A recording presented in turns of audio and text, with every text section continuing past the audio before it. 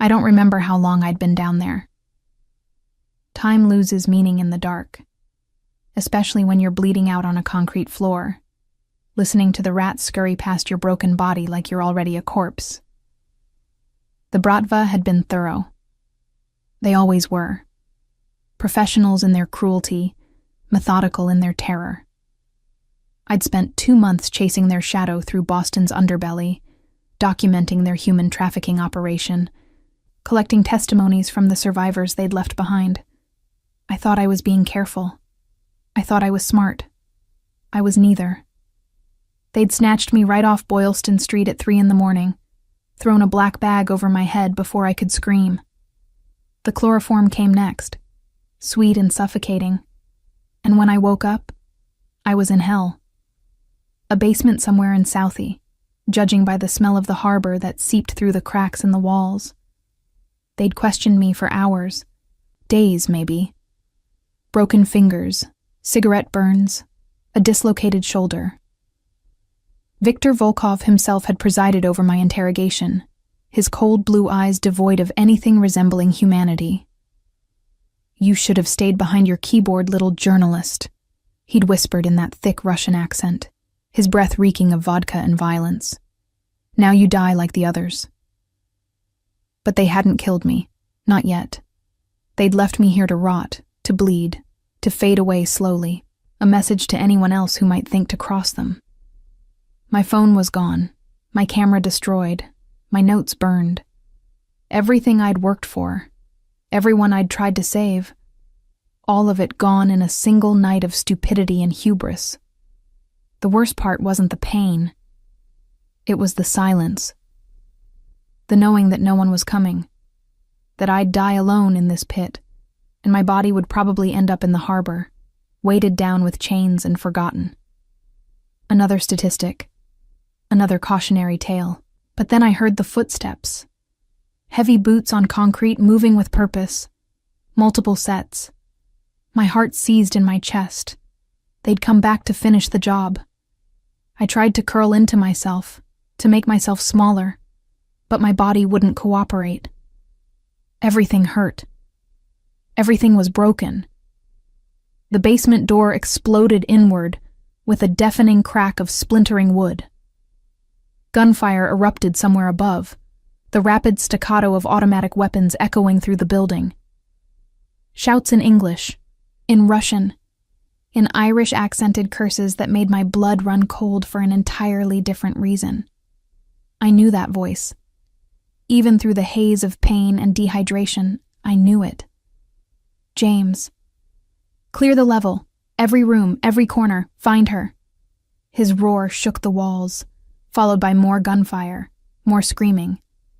The Bratva guards were dying, and they were dying badly. I tried to call out, but my voice was a broken rasp, barely more than a wheeze. My lips were cracked and bleeding, my throat raw from screaming during the interrogations. I managed a pathetic sound somewhere between a cough and a sob, but it was enough. The door to my cell, a glorified closet with a single flickering bulb, was kicked open so hard it flew off its hinges.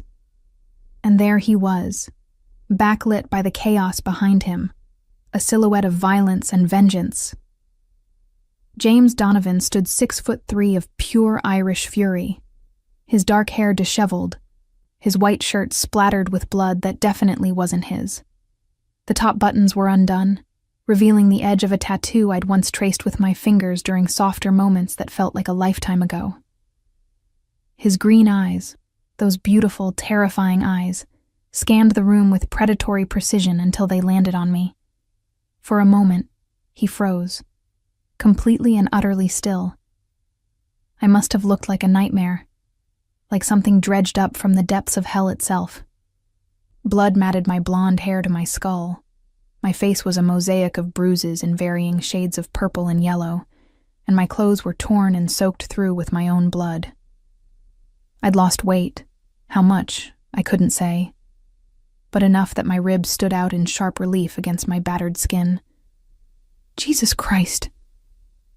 The words left his mouth like a prayer, like a curse, like both. He was beside me in 2 strides, his hands hovering over my body as if he was afraid I'd shatter at his touch. Jessica. Jess, baby, look at me. I tried. God, I tried. My eyes were swollen nearly shut, but I forced them open enough to see him. Really see him. And what I saw there, the raw anguish, the murderous rage, the desperate fear, it broke something inside me that the Bratva hadn't managed to destroy. Jay, I whispered, and the sound was so broken it didn't even sound like my own voice. You came. Of course I came. His jaw clenched so hard I could hear his teeth grind. I tore this fucking city apart looking for you. Every contact, every informant, every piece of shit who owed me a favor. I called them all in. When I found out it was Volkov. He trailed off, his hands finally settling on my face with a gentleness that contradicted everything I knew about James Donovan. I'm going to kill them all, Jess. Every last one of them. I'm going to burn their entire organization to the ground and piss on the ashes. I should have argued. I should have told him that violence only bred more violence, that revenge was a poison that would consume him.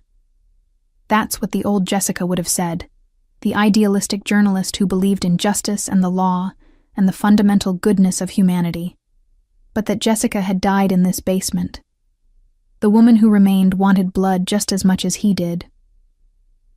There's something you need to know, I managed, my voice barely above a whisper.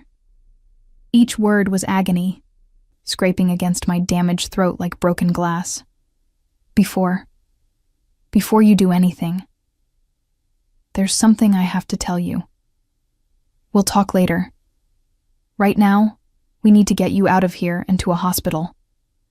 He started to slide his arms under me, and I screamed. The sound that ripped from my throat was inhuman, animal.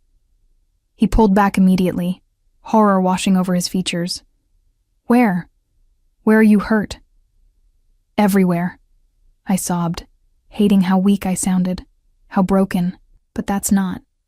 Jay, listen to me. Please. Something in my tone made him pause. He settled onto the filthy concrete beside me, one hand gently stroking my hair, the only part of me that didn't seem to cause agony at his touch. I'm listening, baby. I'm right here. I took a shallow breath, then another. The words I needed to say were there, lodged in my throat like shrapnel, but I couldn't force them out. How do you tell a man like James Donovan, a man who'd built an empire on fear and violence, who trusted no one and loved even fewer, that you're carrying his child? Especially when you'd walked away from him 2 months ago, when you'd told him that his world was too dark, too dangerous, that you couldn't live with the blood on his hands. I'm pregnant, I finally whispered, the words so soft I wasn't sure he'd heard them. It's yours. 8 weeks. Maybe 9. I found out a week before they took me. The silence that followed was absolute. Even the sounds of the battle raging above us seemed to fade away, leaving just the two of us in that terrible moment of revelation. I watched his face, watched the information process behind those sharp green eyes, watched the implications sink in like a blade between the ribs. He stopped, swallowed hard, started again. You're sure? It's mine? Despite everything, the pain, the fear, the absolute devastation of my current situation, I almost laughed. You're the only man I've been with in 2 years, Jay. Yes, I'm sure. His hand moved from my hair to my stomach, settling there with a reverence I'd never seen from him before. Even through the layers of torn clothing and dried blood, I could feel the weight of that touch, the meaning behind it. James Donovan wasn't a man who touched things gently. He took, he claimed, he conquered. But this was different. They hurt you, he said, his voice dropping to a register I'd only heard once before. The night he'd found out his youngest brother had been killed by a rival gang.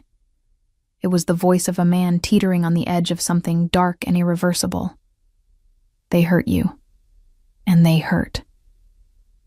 He couldn't finish the sentence, couldn't bring himself to say it out loud. "The baby's still alive," I told him, though I had no way of knowing if that was true. I hadn't felt any cramping, hadn't seen any bleeding beyond what came from my other injuries, but I was hardly an expert on pregnancy trauma. "I can feel it. I don't know how, but I can feel that they're still here." "They?" His eyebrows rose slightly, and I saw the ghost of a smile cross his lips despite the horror of our situation. "Or he or she. I don't know. But they're a fighter, Jay. Just like their father." I reached up with my one good hand, the right one, since my left was a mangled mess of broken fingers and torn nails, and touched his face. He leaned into it like a man starved for affection, his eyes closing briefly. "Promise me something. Anything. Don't let them win. Don't let the Bratva take this from us too. Whatever you have to do, whatever it costs, you protect our baby. You hear me? You protect them." His eyes snapped open, and what I saw there was nothing short of terrifying. It was love, yes, but love filtered through the lens of a man who knew 1,000 ways to end a life and wouldn't hesitate to use every single one. It was devotion wrapped in violence, protection forged in blood. "I'm going to do more than that, Jessica," he said, his voice low and deadly serious. "I'm going to tear Viktor Volkov apart with my bare hands. I'm going to dismantle the Bratva piece by piece until there's nothing left but dust and screams. And then I'm going to build something new, something safe, for you and our child. That's my promise to you." Before I could respond, the door burst open again. This time it was Connor, James's right-hand man and cousin, his freckled face spattered with blood. "Boss, we got company. More Bratva rolling up, heavy artillery. We need to move, now." James nodded once, then turned back to me. "This is going to hurt," he warned, sliding his arms under me with as much care as possible. But he was right. The pain that exploded through my body as he lifted me was beyond description. I screamed again, unable to help myself, and I felt him flinch at the sound. "I know, baby. I know," he murmured against my hair as he carried me out of that hellish basement and into the chaos of the building above. Bodies littered the floor, all Bratva soldiers, all dead or dying. His crew had been efficient. "Just hold on for me and for our baby. We're almost out." The Boston night air hit my face like a baptism, cold and clean despite the smell of gunpowder and death that hung heavy in the air. James moved quickly to a waiting SUV, bulletproof and black as sin, easing me into the back seat with Connor covering our retreat. More gunfire erupted behind us, the reinforcements Connor had warned about, but we were already pulling away, tires squealing against the wet pavement. "Where's the doctor?" James barked, his hand never leaving my body, always touching, always making sure I was still there, still breathing. "Already at the safe house, boss. Everything's ready." Connor called back from the driver's seat, taking corners at speeds that would have terrified me if I wasn't already drowning in terror of a different kind. I must have passed out at some point during the drive because the next thing I knew, I was being laid on a soft surface. A bed, I realized, with clean white sheets that would be ruined with my blood in moments. Voices swirled around me, urgent and professional. A woman's face appeared above mine, older, kind, with steady hands that moved over my body with practiced efficiency. Multiple contusions, severe lacerations, possible internal bleeding. Her fingers are broken, shoulders dislocated. I need to examine her more thoroughly, Mr. Donovan, but you need to give me space to work. I'm not leaving her. James's voice was steel. Then stand there and stay out of my way, the doctor shot back with an authority that surprised me. Not many people talk to James Donovan like that and live to tell about it. And someone get me that ultrasound machine. Now. Ultrasound. Right. The baby. Our baby. I forced my eyes open, searching for James. He was right where he'd promised to be, standing beside the bed, his hand wrapped around mine in a grip that was probably too tight, but I didn't care. I needed that anchor, needed to know he was real, and this wasn't just another hallucination brought on by pain and dehydration. The baby, I croaked. Is the baby? We're about to find out, the doctor said, her voice gentling as she worked. I'm Dr. Sarah McKenna. I've worked with Mr. Donovan's organization for years.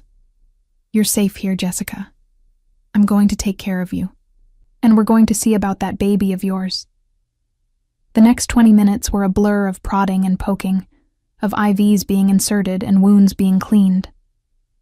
I screamed more than once, bit down on a leather strap they gave me to keep from shattering my teeth. James never left, never looked away, though I saw his jaw clench tighter with every sound of pain I made. And then Dr. McKenna wheeled over the ultrasound machine, pulling up my shredded shirt to expose my bruised and battered stomach. The gel was cold, the wand even colder, but I didn't care. All I cared about was the screen, about the grainy black and white image that slowly resolved into something recognizable. A heartbeat, fast and strong, flickering on the screen like a beacon in the darkness.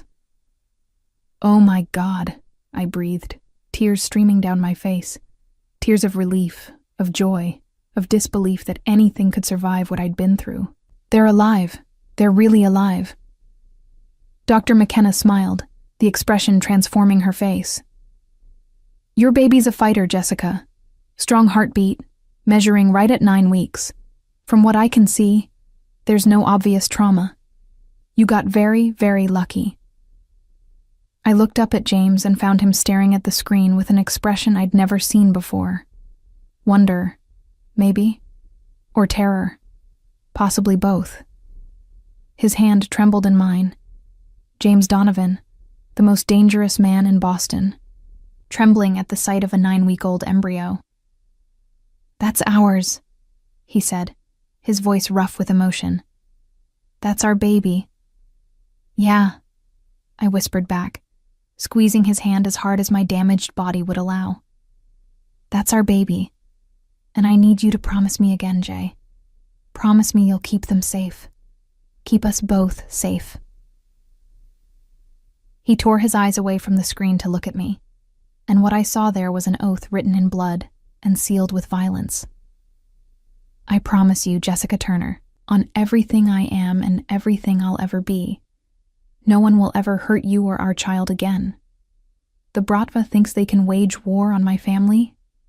They have no idea what war really looks like, but they're about to learn. And in that moment, despite the pain, despite the fear, despite everything that had happened and everything that was yet to come, I believed him. Because James Donovan was a lot of things. Violent, ruthless, dangerous beyond measure. But he was also a man who kept his promises. And God help anyone who stood in his way. The safe house existed in a pocket of Boston that didn't officially exist. At least not on any map the police or the feds would recognize. James owned half of this neighborhood through various shell companies and fronts, and the other half knew better than to ask questions. It was a 3-story brownstone that looked like any other on the tree-lined street, but I knew better. The windows were bulletproof, the doors reinforced steel disguised as wood, and there were at least 6 armed guards stationed at various points around the perimeter at any given time. For the first week, I barely saw anything beyond the second-floor bedroom where Dr. McKenna had set up what amounted to a private hospital room. The days blurred together in a haze of medication and pain, of nightmares that left me screaming, and James rushing to my side no matter what hour it was. He'd taken to sleeping in the chair beside my bed, refusing Connor's offers to take shifts watching over me. She's my responsibility, I'd heard him say one night when he thought I was asleep. She's carrying my child. No one else watches her but me. Connor had wisely not argued. Dr. McKenna came twice a day, checking my vitals, redressing my wounds, monitoring the baby's progress with her portable ultrasound machine. The news was cautiously optimistic. My body was healing, slowly but surely, and the baby remained strong. She'd prescribed bed rest, proper nutrition, and minimal stress. I'd laughed at that last one, a sound so bitter it startled even me. Minimal stress. Right, because being hunted by the Russian mob while pregnant with an Irish crime lord's baby is the definition of a relaxing situation. Fair point, she'd conceded with a wry smile. But for the baby's sake, Jessica, you need to try. The first trimester is critical, and you've already been through more trauma than most women endure in a lifetime. Your body needs time to recover. She wasn't wrong. The physical healing was one thing. My broken fingers had been set and splinted. My dislocated shoulder relocated. The burns and lacerations treated with antibiotics and careful dressing changes. But the psychological wounds were deeper, uglier. I couldn't close my eyes without seeing Viktor Volkov's face, without hearing his voice promising me slow death. Every unexpected sound made me flinch. Every shadow in the corner could be a threat. James noticed, of course. He noticed everything. "You need to eat more than that," he said one evening, watching as I pushed around the pasta on my plate without actually taking a bite. He'd taken to having meals brought to my room, sitting with me while I ate. Or, more accurately, while I pretended to eat. "I'm not hungry," I muttered, setting down the fork. My appetite had vanished somewhere in that Bratva basement and hadn't returned. "The baby needs nutrients," Dr. McKenna said. I know what she said. The words came out sharper than I'd intended, and I saw him flinch. Immediately, guilt washed over me. "I'm sorry. I can't. Not yet." He was quiet for a moment, studying me with those penetrating green eyes that seemed to see straight through every defense I tried to erect. Then he stood, moving around the bed to sit beside me, careful not to jostle my still healing body. His hand found mine, the touch gentle despite the calluses that spoke of violence. "Talk to me, Jess. Tell me what's going on in that brilliant head of yours." "I'm scared," I admitted, the words tumbling out before I could stop them. "I'm terrified, Jay. Every minute of every day, I'm waiting for them to come back, to finish what they started. And I keep thinking, what if I'm not strong enough? What if I can't protect our baby? What if—" "Stop." The word was firm, but not harsh.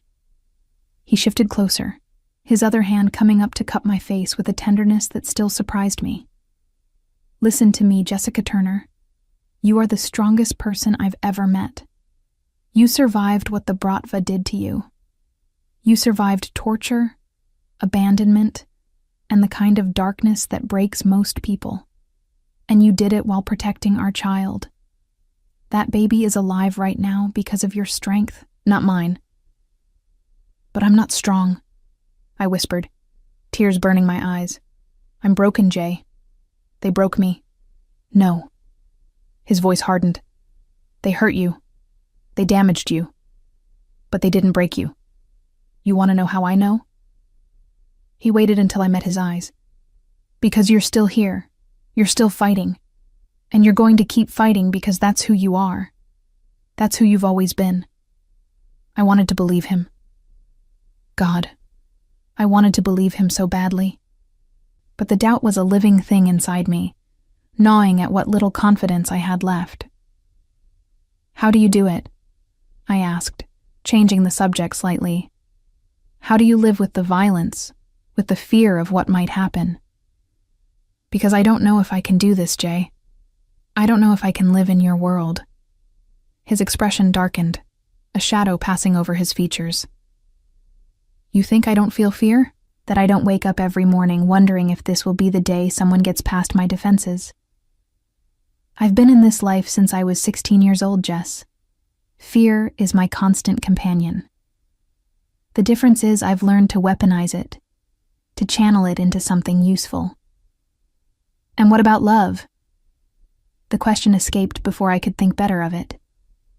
How do you love someone in this world?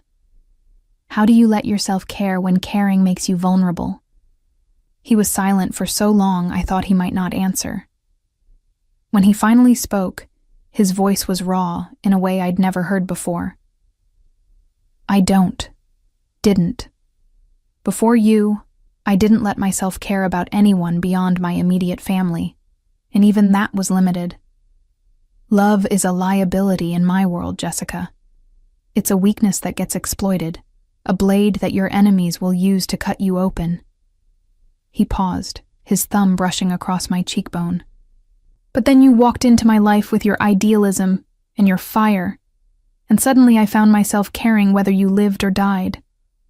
Found myself making decisions based not on strategy or power, but on keeping you safe. And when I thought I'd lost you...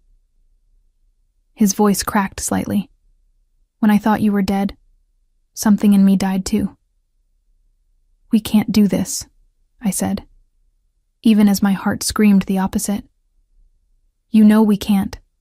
Your world, my world, they're incompatible. I'm a journalist, Jay. I expose corruption and crime. You are corruption and crime. Were, he corrected. Past tense.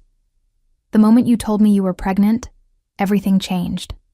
I'm not giving up what I've built. I'm not that naive, but I'm restructuring, going legitimate where I can, cutting ties with the operations that put unnecessary attention on us. Connor thinks I've lost my mind. Have you? Probably. He smiled, but it didn't reach his eyes. But I meant what I said in that basement. I'm going to build something safe for you and our child, even if I have to burn the entire city down to do it. A knock at the door interrupted us. Connor poked his head in, his expression grim. Boss, we need to talk. Now. James's entire demeanor shifted in an instant, the tender man beside me transforming into the deadly predator I'd first met. What happened? Volkov sent a message. You're going to want to see this. I grabbed James's arm as he stood. What kind of message? The kind you don't need to see, James said firmly. But I could read the fury in every line of his body. Stay here. Rest. I'll be back soon. James. Please, Jess. The please surprised both of us. I need to handle this, and I need to know you're safe while I do. Can you give me that? I wanted to argue. Wanted to remind him that I'd spent years chasing dangerous stories, that I wasn't some fragile flower that needed constant protection. But the truth was, I was fragile right now. And I did need protecting. If not for my sake, then for the baby's. Fine, I conceded. But Jay? Whatever Volkov sent, whatever he's threatening, don't do anything stupid. He leaned down, pressing a kiss to my forehead. Define stupid. You know exactly what I mean. I'll try, he said, but we both knew it was a lie. James Donovan didn't do restraint when someone threatened his family. After he left, I tried to rest. I really did. But my mind was racing, playing out scenarios of what Volkov might have sent. A threat? Proof of more victims? Or something worse? I found out 2 hours later when James returned to my room, his face a mask of barely controlled rage. In his hand was a phone, and on that phone was a video. You shouldn't watch this, he warned, but he held it out anyway, giving me the choice. I took the phone, my hands trembling. Hit play. The video was grainy, shot on what looked like a cell phone in poor lighting. But the content was crystal clear. It was footage of me, of my torture in that basement. Viktor Volkov had filmed it, every scream, every plea, every moment of degradation. And at the end, he appeared on camera, smiling that cold smile. Mr. Donovan, he said in his thick accent. By now you have found your whore, yes? Good. I want you to know, I let you find her. I left her alive as a message. She is broken, contaminated, no longer of use to me, so I give her back to you. But the message is this: I can reach anyone you care about, anyone you love, and next time, I will not be so generous. The video ended. I sat there, staring at the blank screen, feeling like I might vomit. He's trying to make me feel powerless, James said quietly.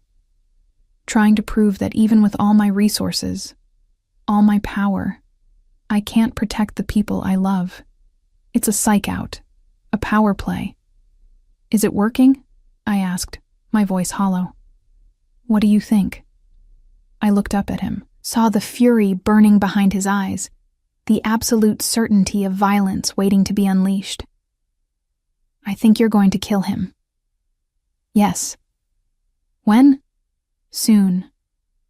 I have people tracking his movements, finding out where he feels safest.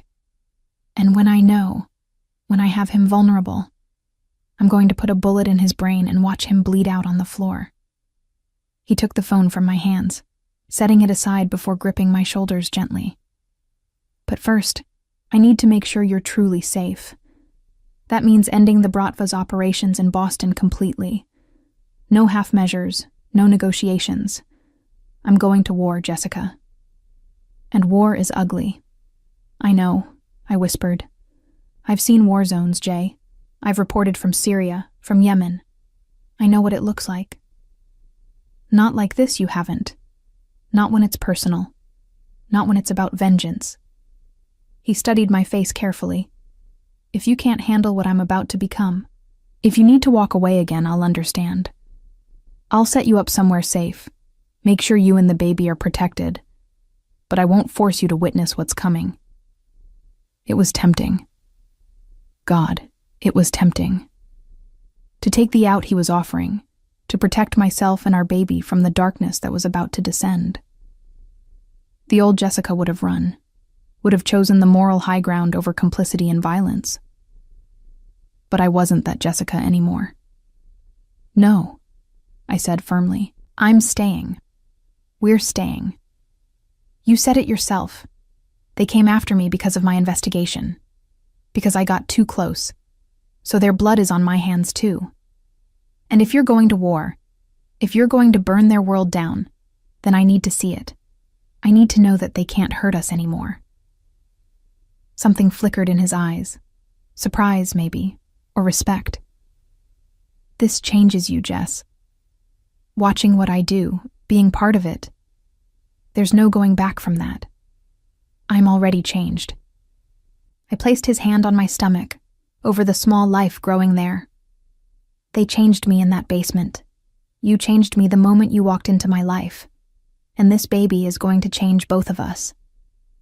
So maybe it's time I stopped pretending I can exist in some moral gray area. Maybe it's time I chose a side. And what side is that? I met his eyes without flinching. Yours. Ours. The side that keeps our family alive no matter what it takes. He kissed me then, deep and desperate, tasting of the violence to come and the love that drove it. When we broke apart, both of us were breathing hard. Connor's assembling the crew, he said. We hit the Bratva's warehouse operations tomorrow night, cut off their revenue stream. Then we go after their lieutenants, work our way up the chain. Volkov will be last. I want him to see everything he built crumble before I end him. How long will it take? Weeks, maybe a month. Depends on how quickly they break. He stood, reluctance clear in every movement. I need to go prepare. Plan the attack. Brief my people. Will you be okay alone for a few hours? I have Dr. McKenna coming by for my evening checkup, and I think I can manage not to get kidnapped in your own safe house. He didn't smile at the weak joke. I've doubled the guard. No one gets in without my express permission. You need anything. Anything at all. You tell Connor. He's staying inside tonight. James, I'll be fine. Go. Do what you need to do. But he lingered, his hand on the door frame. looking back at me like he was memorizing every detail. Like he was afraid this might be the last time he saw me whole and safe. "I love you," he said suddenly, the words stark and raw. "I don't think I ever told you that before, but I do. I love you in a way that terrifies me, that makes me vulnerable in ways I swore I'd never be again. And I'm going to spend the rest of my life making sure you never regret choosing me." My throat tightened with emotion. "I love you too, you violent, impossible man. Now go kill the monsters so we can figure out how to be a family." He smiled then, really smiled. "Yes, ma'am." After he left, I lay back against the pillows, one hand on my stomach. The baby was still too small for me to feel movement, but I talked to them anyway. "Your father's about to do terrible things," I whispered. "Things that would make most people run screaming. But he's doing it for us, little one. To keep us safe. I hope someday you'll understand. I hope someday I'll understand too." The baby, of course, didn't answer, but somewhere deep inside, I felt a flutter of something.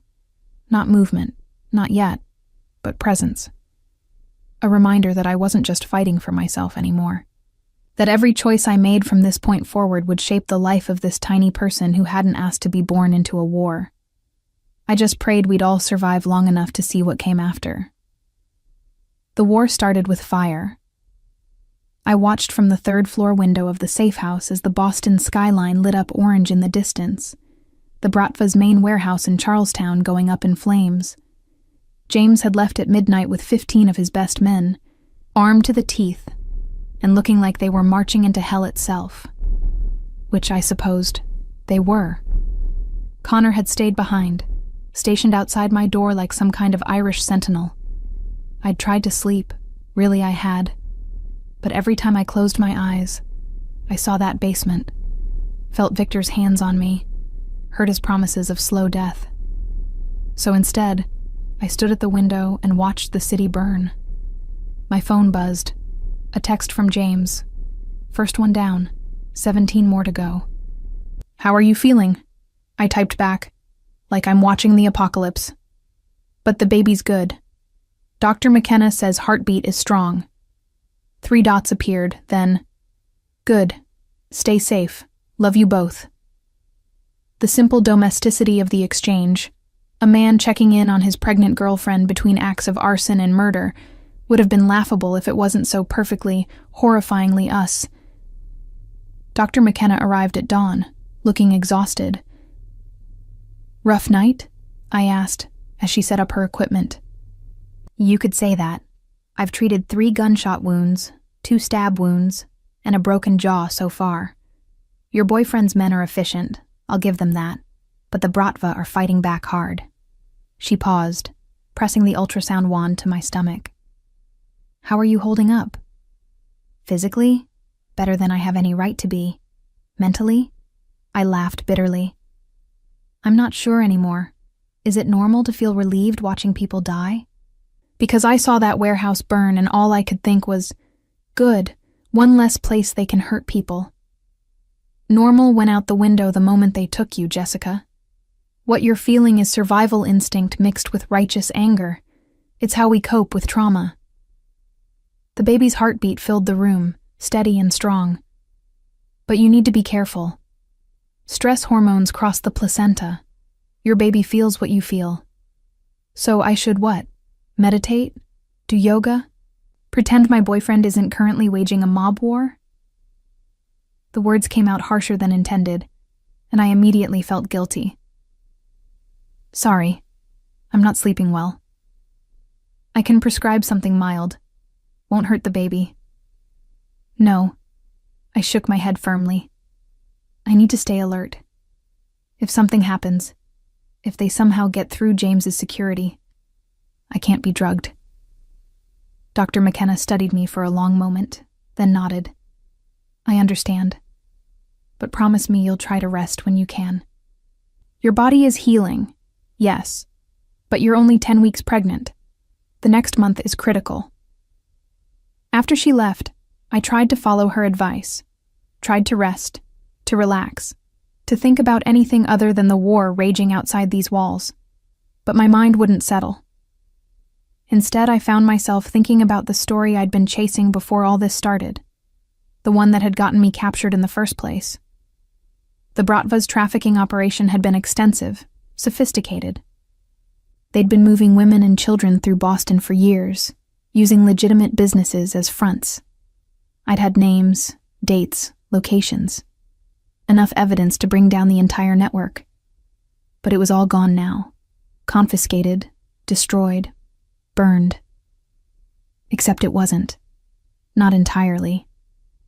I'd been paranoid, a trait that had saved my life more than once in my career. Before meeting with my final source, the one who'd promised me the motherlode of evidence, I'd backed everything up. Cloud storage, encrypted files, a physical thumb drive hidden in my apartment that no one knew about. If I could get to it, I could finish what I started. Could expose the Bratva's operation to the world, bring legal heat down on them that even James's war couldn't match. I waited until Connor stepped away from my door, something about a phone call he needed to take, and slipped out. My body protested the movement, every healing injury screaming at me to get back in bed, but I ignored it. I'd spent 2 weeks in this room. 2 weeks healing, hiding, being protected, and while I was grateful for all of it, I was also going insane. The safe house had a small office on the first floor. I'd seen James use it, had watched through half-closed eyes as he planned his campaign against the Bratva. The computer there wasn't connected to the main network, too risky, but it had internet access, enough for what I needed. My hands shook as I logged into my cloud storage. The files were all there, everything I'd collected over 6 months of investigation. Testimonies from survivors, financial records, shipping manifests. Proof that the Bratva had been operating with impunity for years. And there, buried in a subfolder labeled Insurance, was the most damning evidence of all, a video recording of Viktor Volkov himself overseeing a shipment of girls, none of them over 16, being loaded into containers. I'd gotten it from a dock worker who'd been paid to look the other way but couldn't stomach what he'd seen. He'd died 3 days later, officially a suicide, but I knew better. They'd murdered him for talking to me, and I'd kept his sacrifice secret, kept this evidence hidden, waiting for the right moment to use it. This was that moment. What the hell are you doing? I spun around, too fast, sending a spike of pain through my still healing ribs, to find James standing in the doorway. He was covered in soot and blood, his shirt torn, a fresh cut above his right eye. He looked like he'd walked through a war zone. He probably had. "Working," I said, turning back to the computer. "I have evidence, Jay. Enough to bury the Bratva legally. If we release this to the right people, to the FBI, to the media, no." The word was flat, final. "What do you mean, no? This is what I do. This is who I am. I investigate. I expose. You put yourself at risk." He crossed the room in 3 strides, reaching past me to close the laptop. "That evidence is the reason they took you, the reason they tortured you. And you want to, what? Wave it in front of them again? Paint a bigger target on your back?" "I'm going to have a target on my back anyway." I stood to face him, ignoring the way my body protested. As long as Volkov is alive, as long as the Bratva exists, we're not safe. This baby isn't safe. At least if I release this evidence, if I expose them publicly, there's accountability. Due process. Due process. He laughed, but it was a terrible sound. "You still believe in that? After everything they did to you? After you saw how they operate? The law doesn't touch men like Viktor Volkov, Jessica. Money and power insulate them. The only justice men like him understand is the kind that comes from a bullet. So what? We just become them? We fight violence with violence until Boston runs red with blood? If that's what it takes." His eyes were cold, harder than I'd ever seen them. "I told you I was going to war. This is what war looks like. We stood there, inches apart, both of us breathing hard. The tension between us was palpable. Love and rage and fear all twisted together until I couldn't tell where one emotion ended and another began.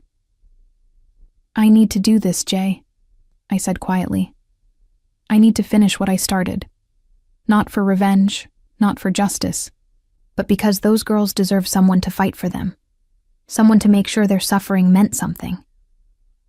His jaw clenched. "And what about our baby? What does our baby deserve? A mother who's alive or a martyr?" The words hit like a slap. "That's not fair. Nothing about this is fair." He ran a hand through his hair, leaving streaks of soot.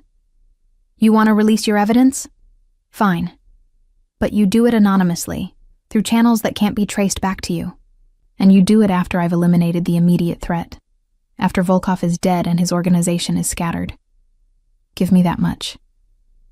I wanted to argue. Wanted to tell him that justice delayed was justice denied. That every day we waited was another day the Bratva could hurt someone else. But I could also see the fear behind his anger, the desperation of a man trying to protect what he loved. 2 weeks, I compromised.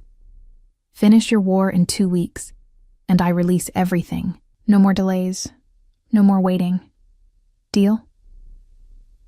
He studied me for a long moment, then nodded slowly. "Deal. But in exchange, you stay in this house. No exceptions, no arguments. Connor or one of my trusted men with you at all times. I can't fight a war and worry about you getting snatched again. I can live with that." I reached up, touching the cut above his eye. "You're hurt." "It's nothing. You should see the other guys." But he let me examine it anyway. Let me play at being concerned while we both pretended the world outside wasn't actively trying to kill us. "James?" My voice was soft. "How many people have died so far, in this war of yours?" He was quiet for so long, I didn't think he'd answer. Then, 37. Bratva soldiers mostly. A few civilian casualties, collateral damage from crossfire. 2 of my own men. I felt sick. "And you're okay with that? With being responsible for 37 deaths?" "No." His voice was raw. "But I'm more okay with it than I would be with losing you, or losing our baby. So I'll carry those deaths, Jessica. I'll add them to the list of sins I'll answer for eventually. But I won't apologize for protecting my family." The word hung between us. Family. It was such a simple thing, such a human thing. And yet from James Donovan's mouth, it was a declaration of war, a promise of violence, a threat to anyone who might dare threaten what was his. "Come on," he said, taking my hand gently. "Let me get you back upstairs before Connor has a heart attack. He's probably already figured out you gave him the slip." He was right. Connor met us at the stairs, looking frantic. "Boss, I'm sorry, It's fine." James waved him off. "My fault for thinking a woman who went up against the Bratva would be content to stay in bed. I liked you better when you underestimated me," I muttered, but there was no heat in it. Back in my room, James sat with me while I ate. Actually ate this time, forcing down soup and bread even though my stomach rebelled. The baby needed nutrients, I needed strength, and we both needed to survive what was coming. "Tell me about them," I said between bites. "The men you're fighting with, you trust them?" "Most of them I've known since I was a kid. Grew up in Southie together, learned the business together. Connor's family, obviously. Then there's Mickey Flynn, best wheelman in the city. Declan Murphy handles logistics. And Finn O'Brien." He paused, smiling slightly. "Finn's a mad bastard, but he's loyal. Saved my life twice. And they're all okay with this? With going to war over me? They're Irish. War is in our blood." But his expression sobered. "And they know what the Bratva did to you. Know that it could have been their sisters, their girlfriends, their wives. This stopped being just about you the moment we realized how deep their trafficking operation went. You were right to investigate them, Jess. Right to try to expose them. You just did it alone. And that's what nearly got you killed. I won't be alone anymore, I said softly, taking his hand. Will I? Never again. He kissed my knuckles, then stood. I need to shower, grab a few hours sleep. We hit another target tonight. One of their drug fronts in Dorchester. Should cut their cash flow by about 40%. Be careful. He smiled, but it didn't reach his eyes. Always am. After he left, I lay back and tried to sleep.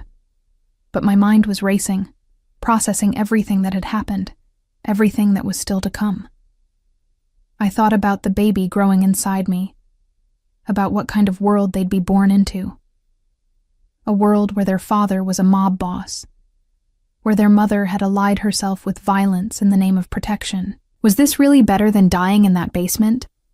Or had I just traded one horror for another? My phone buzzed again. Another text from James. Change of plans. Bratva made a move. I need to respond. Might be gone all night. Connor's outside your door.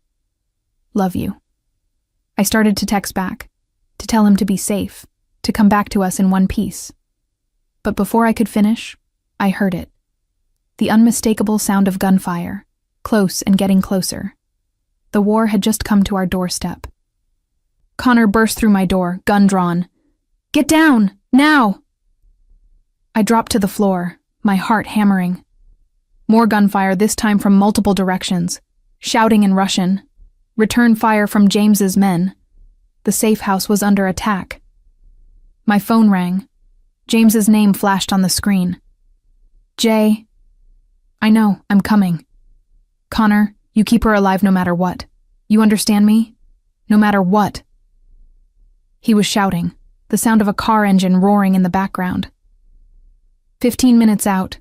Boss, Connor called back, firing out the window at targets I couldn't see. We'll hold them. You better. The line went dead. I huddled on the floor, both hands pressed to my stomach as if I could physically shield the baby from what was happening.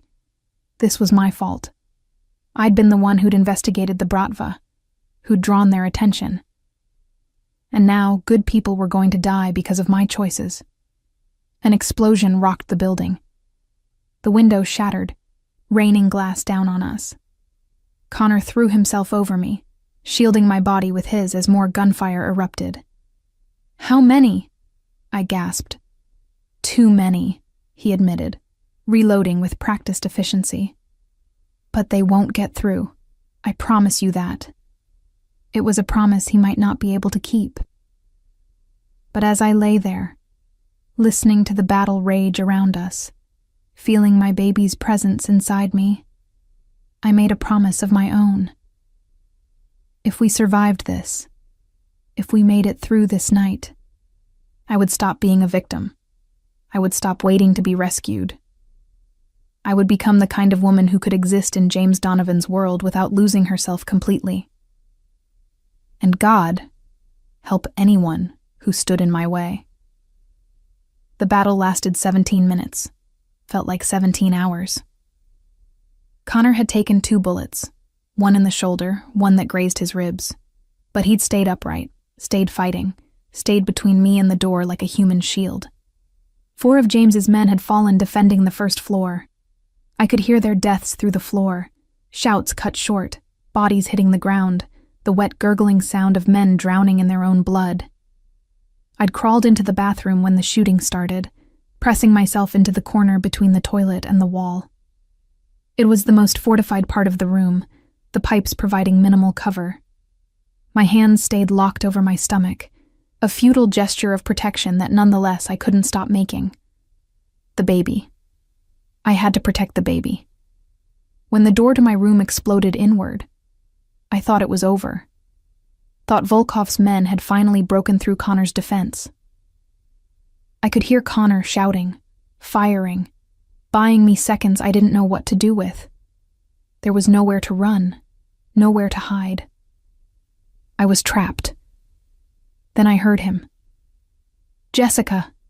James's voice cut through the chaos like a blade, filled with a fury and fear I'd never heard before. More gunfire, closer now. The distinct sound of hand-to-hand combat, flesh hitting flesh, bones breaking, men screaming. And then silence. "Jess?" His voice again, softer now but still urgent. "Baby, where are you?" "Bathroom," I managed, my voice barely above a whisper. The door opened and there he was, covered in blood and soot and God knew what else, his eyes wild until they landed on me. "Are you hurt? Did they touch you?" He was beside me in an instant, hands running over my body with desperate efficiency, checking for wounds, for blood, for any sign of damage. "I'm okay. The baby's okay, but Connor will live. Already called Dr. McKenna. She's 2 minutes out." He pulled me against his chest, holding me so tightly I could barely breathe, but I didn't complain. I needed this, needed to feel his heartbeat, needed proof that we'd survived. "How did they find us?" I asked against his shirt, tasting the copper tang of blood, not his, I hoped. "Traitor." The word was venom. Someone in my organization sold us out. Gave Volkov the location, the guard rotation, everything. But I know who now, and they're being dealt with. I didn't ask what dealt with meant. I already knew. "They sent 20 men," James continued, his voice hollow with exhaustion. 20 trained soldiers to kill 1 pregnant woman. That's how badly Volkov wants you dead. And that's why we can't stay here anymore. The safe house is compromised. Where do we go? I have a place, outside the city, off the grid. No one knows about it except Connor and me. We leave in 10 minutes. "James, I can't. I'm not strong enough to." "You are." He pulled back to look at me, his hands framing my face with a gentleness that contradicted the violence he'd just committed. "You're the strongest person I know, Jessica Turner. And you're going to get through this because our baby needs you. Because I need you. Can you do that for me? Can you hold on just a little longer?" I nodded, not trusting my voice. The next 10 minutes were controlled chaos. Dr. McKenna arrived, took one look at the carnage, and got to work with the efficiency of a battlefield surgeon. She patched Connor up, did a quick ultrasound on me to confirm the baby was still okay. They were, thank God, and administered antibiotics and painkillers like candy. "You need proper rest," she told me, packing up her equipment. "No more running, no more stress. I don't care if you have to leave the country, Jessica, but the next month needs to be quiet or you'll miscarry. Do you understand?" "I understand." She didn't look convinced, but what else could she say? This was the life I'd chosen. These were the consequences I'd accepted. James carried me to a new car, a nondescript sedan that looked nothing like his usual vehicles. Connor drove despite his injuries, his face pale but determined. We left the safe house behind, left the bodies and the blood and the shattered windows, and drove into the October night. The safe house, the real one, as James called it, was 2 hours north in rural New Hampshire. A cabin on 50 acres of wooded land, no neighbors for miles, accessible only by a single dirt road that Connor assured me was heavily monitored. It was rustic but comfortable, clearly maintained but rarely used. "My grandfather built this place," James explained as he carried me inside. "Back when the Irish mob was first getting established in Boston. It's been in the family for 3 generations. No paper trail, no digital footprint. As far as the world knows, this land is owned by a defunct timber company. How long do we stay? Until it's over. Until Volkov is dead and the bratva is finished." He set me down on a couch that looked handmade, probably by the grandfather he'd mentioned. However long that takes. Connor appeared in the doorway, looking like death warmed over. "Boss, I set the perimeter alarms. We're secure for now, but You should sleep, James interrupted. You took 2 bullets for her. That earns you 12 hours of rest minimum. But that's an order, cousin. Connor nodded, stumbling toward one of the back bedrooms, which left James and me alone in the cabin, sitting in the aftermath of violence, trying to figure out what came next. Talk to me, I said quietly. Tell me what you're thinking. He was silent for a long moment, staring at his hands. They were scratched and bruised, the knuckles split and bleeding. Hands that had killed tonight. Hands that had saved me. I'm thinking that I'm not as smart as I thought I was, he finally said. That I underestimated how far Volkov would go. I thought securing a safe house, posting guards, keeping you hidden. I thought that would be enough. But he sent 20 men, Jess. 20. That's not a hit squad. That's a statement. What kind of statement? That he's willing to lose everything to hurt me. That this stopped being about business or territory and became personal. He looked up, his green eyes haunted. I did that. By going after him. By declaring war, I made you an even bigger target. Everything I did to protect you just put you in more danger. I reached out, taking one of those battered hands in mine.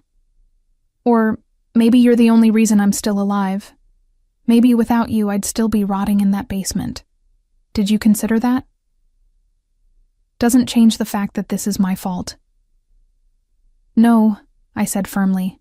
It's Volkov's fault. It's the Bratva's fault. You didn't kidnap me. You didn't torture me. You didn't build an empire on human suffering. They did. And everything you've done since finding me has been about trying to end that suffering. Don't you dare take responsibility for their evil. He squeezed my hand, hard enough to hurt, but I didn't pull away. How do you do that? He asked. How do you find the best in everything, even when we're literally sitting in the wreckage of my failures? Because the alternative is giving up, and I can't do that. Not with our baby counting on us. As if on cue, a wave of nausea hit me. Morning sickness that apparently didn't care what time of day it actually was. I made it to the bathroom just in time, James holding my hair back while I was violently sick. When it finally passed, I was shaking and exhausted. This is glamorous, I muttered, accepting the wet cloth he offered. Nothing says romance like vomiting in front of your mob boss boyfriend. He actually smiled at that. I've seen you covered in your own blood, Jess. Little bit of morning sickness isn't going to scare me off. Good, because according to Dr. McKenna, this is just the beginning. Wait until I'm huge and swollen and crying over ice cream commercials. Can't wait. And the scary thing was, he meant it. I could see it in his eyes, the future he was imagining. The 3 of us, maybe in this cabin, maybe somewhere else. Safe. Together. A family built from the wreckage of violence. If we survived long enough to see it. James set me up in the master bedroom. A simple space with a handmade bed and curtains that looked like they'd been sewn in the 70s. But it was clean and comfortable. And most importantly, it was safe. He brought me water, crackers, a bucket for the nausea. Checked the windows, double-checked the locks, tested the alarm system 3 times. You need to sleep, I told him.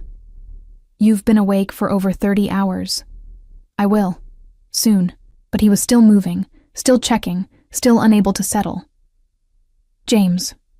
I patted the bed beside me. Lie down, please. I can't rest if you're going to pace all night. He hesitated, then finally acquiesced. He shed his blood-stained clothes, revealing a canvas of bruises and cuts I hadn't seen before. Nothing serious. Dr. McKenna would have insisted on treating anything life-threatening, but enough to make my heart clench. Does it hurt? I asked as he slid under the covers beside me. Everything hurts. He pulled me against him, carefully arranging my still healing body against his. but having you here makes it better." We lay there in the darkness, listening to the sounds of the forest outside. It was so quiet compared to the city, so peaceful. For a moment, I could almost pretend we were normal people on a normal vacation, expecting a normal baby. Almost. "The traitor," I said softly.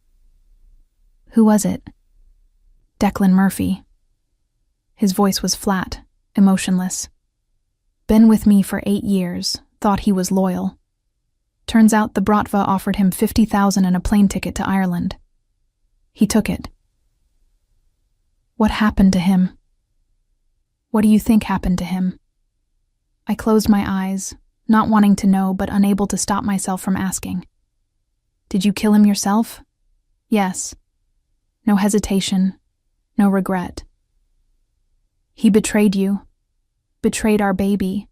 That's not something I forgive." "And the others? The ones who attacked the safe house?" "Dead, all of them. The ones I didn't kill in the initial assault, I tracked down after. Sent a message back to Volkov. You want war? This is what war looks like." His arm tightened around me. "I'm not going to lie to you, Jess. It's going to get worse before it gets better. Volkov knows now that I'm willing to go to any length to protect you, and that makes both of us more valuable as targets. So what's the plan?" "The plan is, I end this. Soon. I've been working on locating Volkov's primary residence. He's paranoid, moves between safe houses, but everyone has a pattern. And when I find that pattern, when I find him..." He trailed off, but I could fill in the blanks. "What about the rest of the Bratva? There's more than just Volkov." "Already working on it. The attacks on their operations are working. We've cost them millions in the last 2 weeks. Their leadership is fracturing, fighting amongst themselves over how to respond. Give it another week, maybe 2, and the organization will implode. Then it's just a matter of picking off the survivors." He made it sound so simple, like dismantling a criminal empire was just a matter of strategy and violence. Maybe for him, it was. "And after?" I asked. "After it's over? After Volkov is dead and the Bratva is finished? What then?" "Then we figure out how to be normal." His hand found my stomach, resting there with a possessiveness that should have bothered me but somehow didn't. "Or as normal as we can be, given everything. We raise our baby. We try to build something good out of all this bad. You think that's possible? That we can just walk away from this?"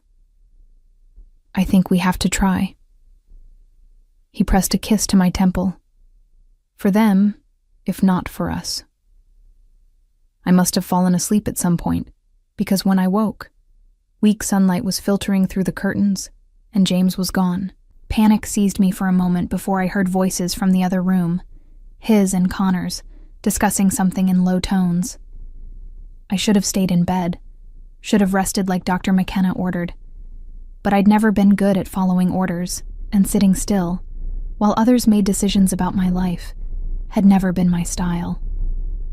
So I got up, wrapping a blanket around myself like armor, and padded barefoot to the main room. James and Connor were standing over a laptop, studying what looked like surveillance photos. They both looked up when I entered, identical expressions of concern crossing their faces. "You should be resting," James said, moving to guide me back to bed. "I've been resting for 2 weeks. What I should be is useful." I glanced at the laptop. "What are you looking at?" Connor looked to James, who sighed and gestured me over. "Volkov's movements. We've been tracking him for the last 72 hours, mapping his pattern." The photos showed an older man, late 50s, maybe early 60s, with steel gray hair and the build of someone who'd been strong once, but was running to fat now. Viktor Volkov, the man who'd tortured me, the man who'd threatened my baby. Looking at him now, safe in the cabin with James beside me, I felt something cold and hard crystallize in my chest. "When?" I asked simply. Tomorrow night. He's scheduled to meet with his remaining lieutenants at a restaurant in Brookline. Our inside source says security will be tight, but not impenetrable. James studied my face carefully. I'm going to kill him, Jess. I want you to know that. I'm going to walk into that restaurant and I'm going to put a bullet in his head, and there's nothing clean or noble about it.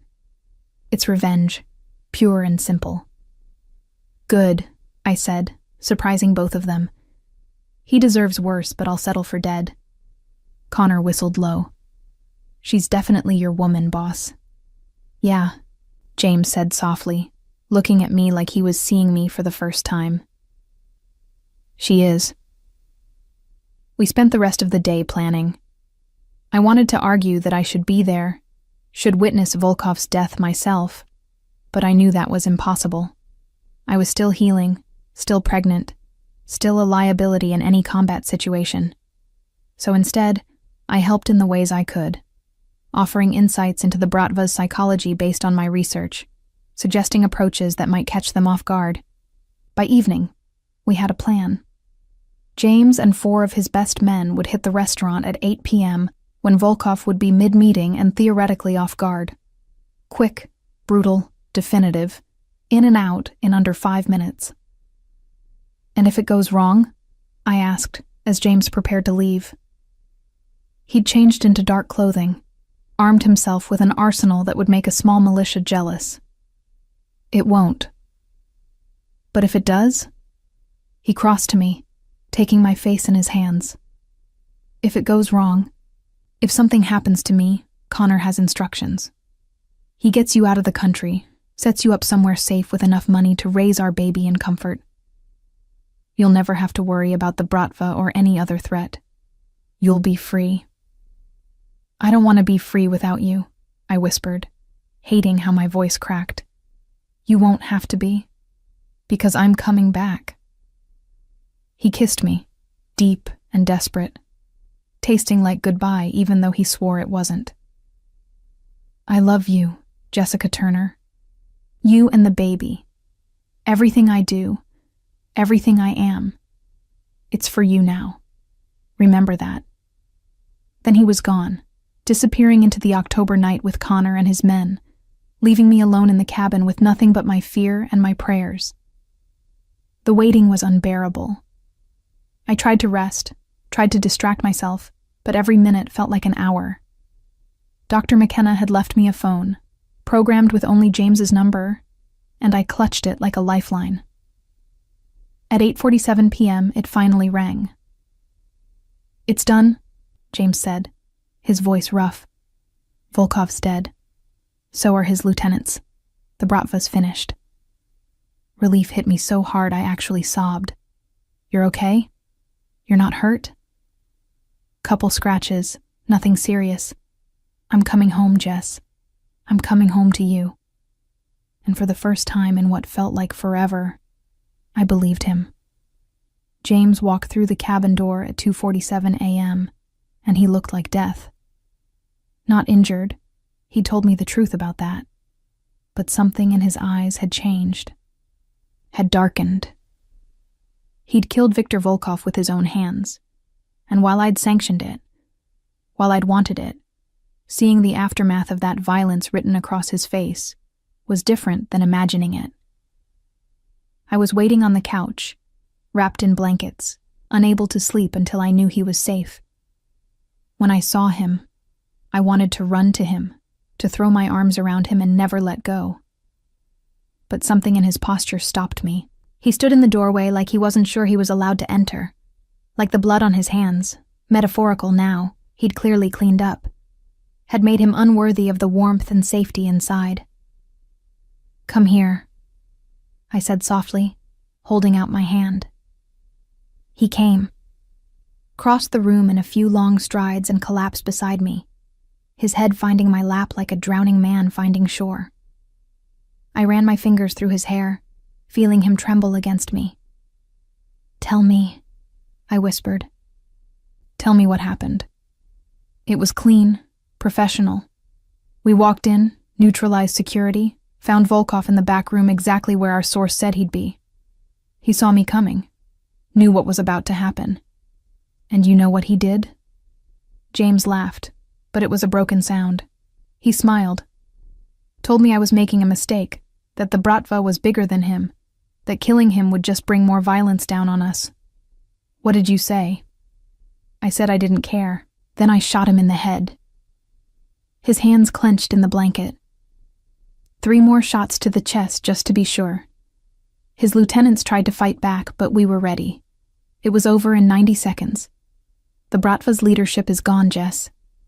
Decimated. The ones who survived are either running or trying to bargain for their lives. I continued stroking his hair, letting him talk, letting him process. How do you feel? Empty. I thought I'd feel satisfaction, maybe relief. But all I feel is tired. So fucking tired. He turned his face to look up at me, and I saw tears tracking down his cheeks. Is that wrong? Should I feel guilty? Remorseful? I don't know, I admitted.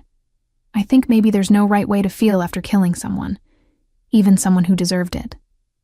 But I know you did it to protect us, to protect our baby, and I'm grateful for that, even if it cost you something. It cost me everything, he whispered. The man I was before I met you, he could kill without flinching, without feeling. But you changed me, Jess. You made me human again. And now that humanity is screaming at me about what I've done. Good. I leaned down, pressing my forehead to his. Hold on to that humanity. Don't let it go, even when it hurts. Because our baby is going to need a father who understands the weight of these choices, who carries them instead of shrugging them off. We stayed like that for a long time, tangled together on the couch, processing the end of the war we'd been fighting. Eventually, exhaustion claimed us both, and we dozed in fits and starts, neither of us willing to move to the bedroom and break the fragile peace we'd found. Connor woke us at dawn with coffee and news. Boss, you need to see this. James sat up, instantly alert despite the few hours of sleep. What happened? Nothing bad. Actually, it might be the first good news we've had in weeks. Connor held up his phone, showing a news article. The headline read, FBI raids dismantle Bratva operations, dozens arrested in multi-state trafficking bust. I took the phone, scanning the article with growing disbelief. They're saying an anonymous source provided evidence of human trafficking operations, leading to coordinated raids across 6 states. Over 80 arrests, including several high-ranking members of the Russian mob. James looked at me, his expression unreadable. Did you do this? No, I was going to. But we agreed to wait 2 weeks, remember? This wasn't me. Then who? Connor asked. The answer came to me slowly. Dr. McKenna. She has access to my laptop, to my cloud storage. I must have left it logged in one of the times she examined me. She knew about the evidence. James was quiet for a moment, then nodded slowly. She saw what they did to you. Treated the injuries firsthand. Makes sense she'd want to ensure they faced legal consequences, even if we'd already handled the personal ones. Are you angry? I asked, studying his face. Angry? No. Impressed, actually. She just made sure that even if we missed any of the Bratva in our war, the law will clean up the rest. He smiled slightly. Though I'll need to have a conversation with her about accessing your files without permission. Don't you dare threaten her. She probably saved dozens of lives. I wasn't going to threaten her. I was going to offer her a bonus. He stood, stretching out the kinks from sleeping on the couch. Come on. Dr. McKenna is coming by this morning to check on you and the baby. Let's make sure everything's okay before we start planning our next move. Dr. McKenna arrived an hour later, looking exhausted but satisfied. She didn't mention the FBI raids, and we didn't bring them up. Professional courtesy, maybe, or just mutual understanding that some things were better left unspoken. The examination was thorough. She checked my healing injuries, Most of them were coming along well, though the broken fingers would take another month to fully recover. She did another ultrasound, measuring the baby's growth, checking the heartbeat. 11 weeks, she announced, smiling at the screen. And thriving, despite everything. Your baby is a fighter, Jessica. Takes after both parents, James murmured, his eyes fixed on the grainy image of our child. He'd seen the ultrasound before, but this time felt different. More real somehow. The war was over. We'd survived. This baby growing inside me wasn't just a hope anymore. It was a future we might actually get to see. When can I go back to normal activities? I asked. I'm going stir-crazy being stuck in bed all the time. Light activities are fine. Short walks, gentle exercise. But no stress, no heavy lifting, and definitely no more gunfights. Dr. McKenna fixed James with a stern look. That goes for you too. She needs stability now. Peace. Can you give her that? Yes, he said simply. The Bratva is finished. My organization is restructuring, going more legitimate. We have time now. Time to figure out what our lives look like without a war hanging over us. After Dr. McKenna left, James and I took a walk through the woods surrounding the cabin. It was beautiful in that stark autumn way, trees bare or nearly so, the ground covered in fallen leaves, the air crisp and clean. So different from the blood-soaked streets of Boston we'd left behind. I've been thinking, James said as we walked, his hand holding mine with gentle firmness, about what comes next. We can't stay in the cabin forever, and going back to Boston might not be smart. Where would we go? I have contacts in Ireland. My family still has connections there, legitimate ones. We could start over, raise the baby somewhere green and safe. Somewhere the name Donovan doesn't carry the weight it does here. The idea was tempting. A fresh start, away from the violence and the memories. But something in me rebelled against running. Or we could stay, could face what we've done, and build something good here. Use your resources, your connections, to actually help people instead of just protecting ourselves. He stopped walking, turning to face me fully. You want to stay in Boston? After everything that happened there? I want to stop running, stop hiding. The Bratva is gone. The legal system is cleaning up the rest. You said yourself your organization is going legitimate, so why not stay? Why not prove that we can exist in this city without being consumed by it? Because it's dangerous, he said bluntly. Because I have enemies beyond the Bratva. Because raising a child in that environment... Is raising a child in any environment easy? I interrupted. There are dangers everywhere, Jay. At least in Boston we have resources. We have Dr. McKenna. We have Connor and your other loyal people. We have a support system. We'd have that in Ireland too. But we'd also have the ghost of who you used to be. The expectations of your family name. At least in Boston we can write our own story. He studied me for a long moment, then shook his head with a slight smile. How do you do that? How do you take the most fucked up situation and find hope in it? Because the alternative is despair, and I can't afford despair. Not when I'm growing a whole human who's going to need me to be strong. He pulled me close, careful of my still healing injuries, and kissed me with a tenderness that made my heart ache. Okay, we stay in Boston, but we do it smart. New house, new security protocols, new everything. And you let me protect you without fighting me every step of the way. I can't promise not to fight you. It's kind of my thing. I know. Why do you think I love you? We returned to the cabin to find Connor packing up equipment. Just got word from our contacts in the city, he reported. The Bratva's remaining soldiers are scattering. Most are heading back to Russia, the ones who aren't in FBI custody.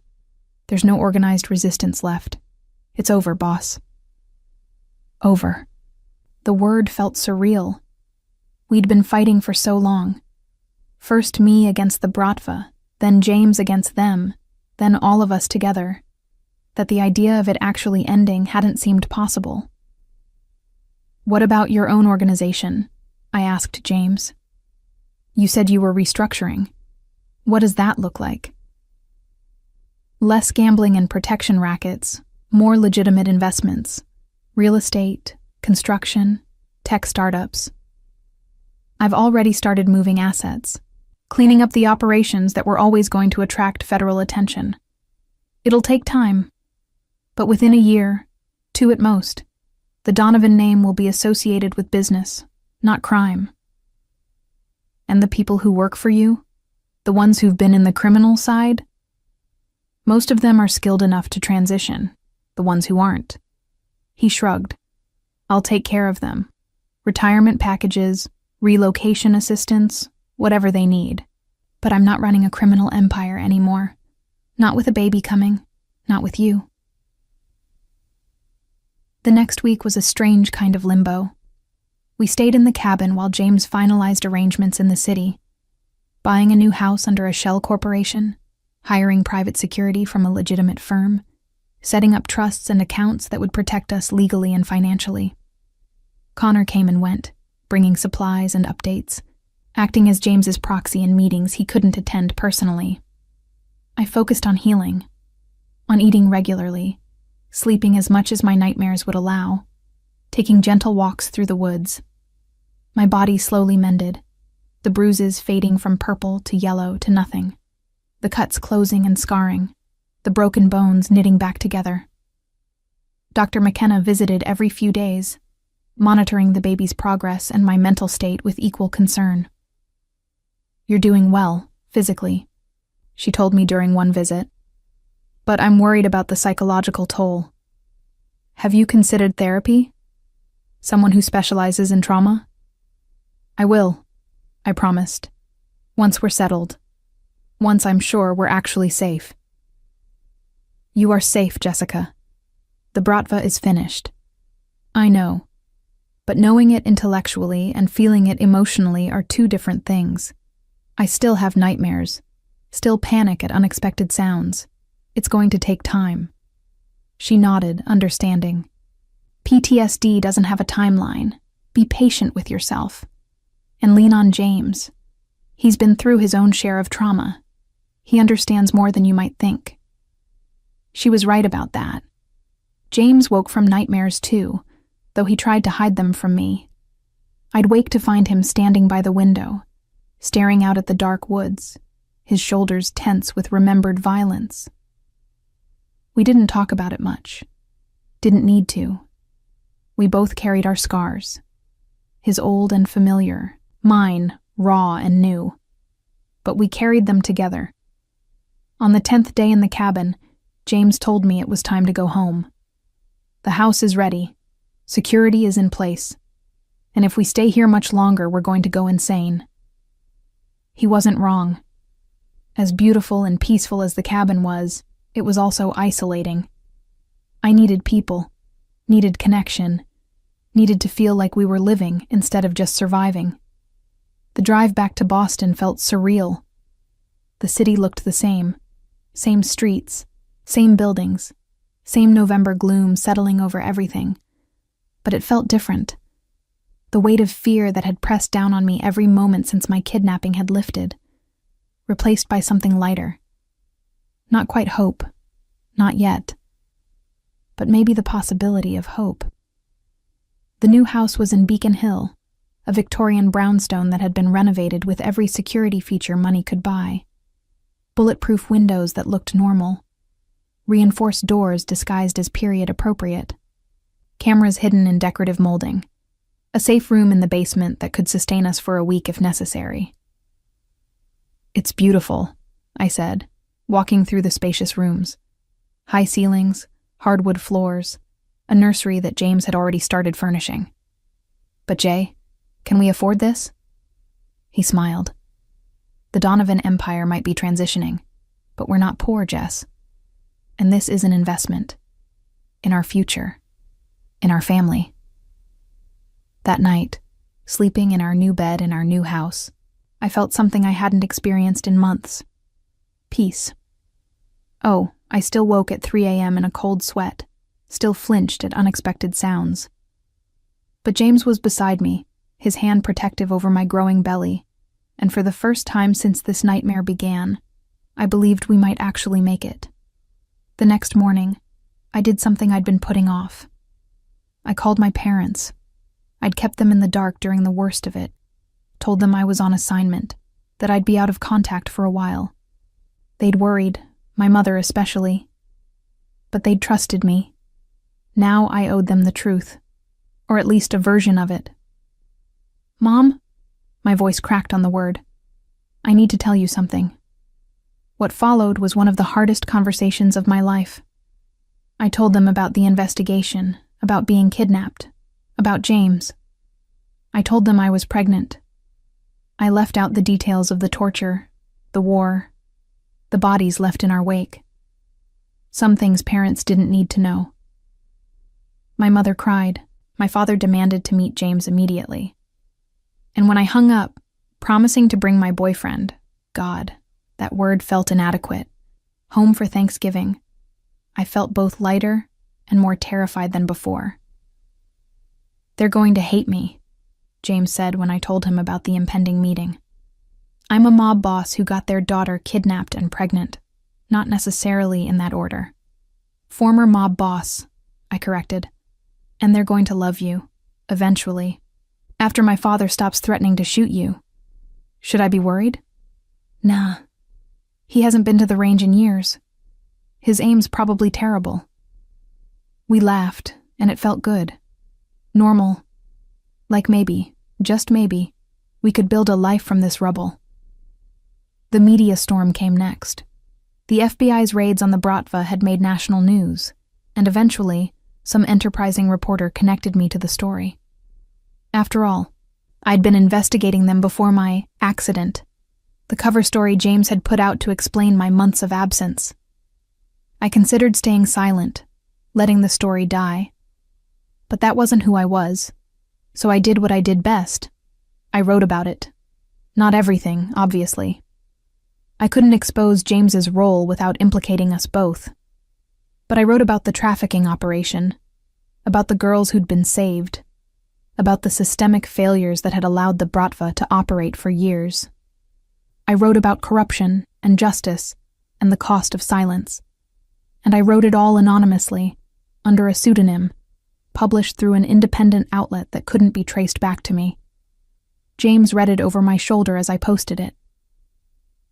"You couldn't just let it go, could you? Would you love me if I could?" He kissed my temple. "No, I really wouldn't."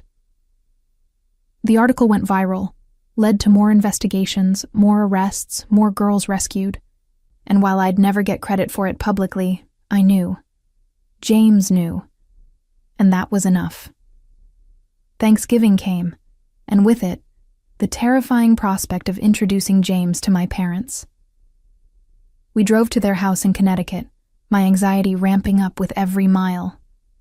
"What if they hate you?" I asked for the 100th time. "Then I'll win them over. I'm charming when I need to be." "You're terrifying when you need to be. There's a difference." But I'd underestimated James Donovan. He showed up with flowers for my mother, expensive whiskey for my father, and a genuine humility I'd rarely seen from him. He answered their questions honestly, within reason, about his business, his intentions, his commitment to me and the baby. My father still didn't quite trust him. I could see it in the way he watched James, looking for cracks in the facade. But my mother fell for him, charmed by his Irish accent and the way he touched my belly with such reverence when he thought no one was looking. "He loves you," she told me that night, cornering me in the kitchen. "Really loves you. I can see it in everything he does." "He does," I confirmed. "And I love him. I know it's complicated. I know his past is messy. But Mom, he's good for me. He makes me want to be better." "And the baby?" I placed my hand over the small swell of my stomach, still barely visible, but definitely there. The baby has 2 parents who would burn the world down to protect them. Is that enough? She hugged me tight. It's more than enough, sweetheart. It's everything. We drove back to Boston that night, exhausted but relieved. The hardest part was over. We'd survived the war. We'd survived meeting the parents. Now we just had to survive the next 7 months and figure out how to be actual parents. Ready for this? James asked as we pulled up to our Beacon Hill home. For what? Parenthood? Absolutely not. I'm terrified. Good. Me too. He squeezed my hand. We'll figure it out together. And somehow, sitting there in the car, looking at the house that would shelter our growing family, I believed him. We would figure it out. Together. The spring came slowly to Boston, winter reluctant to release its grip on the city. But inside our Beacon Hill brownstone, warmth radiated from every corner, literally and figuratively. James had become obsessed with the thermostat, convinced that any temperature below 72 would somehow harm the baby. I'd given up arguing with him. I was 6 months pregnant now, visibly and undeniably so. The tiny swell I'd carried at Thanksgiving had transformed into a pronounced bump that made simple tasks like tying my shoes an expedition. Dr. McKenna assured me everything was progressing normally. The baby was healthy, active, measuring right on track. We'd found out last month that we were having a boy, a son. James Donovan was going to have a son. The look on his face when Dr. McKenna had told us, pure wonder mixed with terror, had made me cry. Hell, everything made me cry these days. Hormones were a nightmare. You're thinking too hard again, James said from the doorway of the nursery, where I'd been standing for the past 20 minutes, staring at the half-assembled crib like it might spontaneously complete itself. I'm thinking about how neither of us knows how to assemble furniture, or change a diaper, or do literally anything baby-related. I turned to him, feeling the familiar prickle of panic that had become my constant companion. What are we doing, Jay? We can't have a baby. We're disaster people. He crossed the room, pulling me against him as best he could with my belly in the way. We're disaster people who love each other and are going to figure this out, just like we figured out everything else. Everything else involved violence and illegal activity. Can't exactly shoot our problems once the baby arrives. Watch me try, he deadpanned, and I laughed despite myself.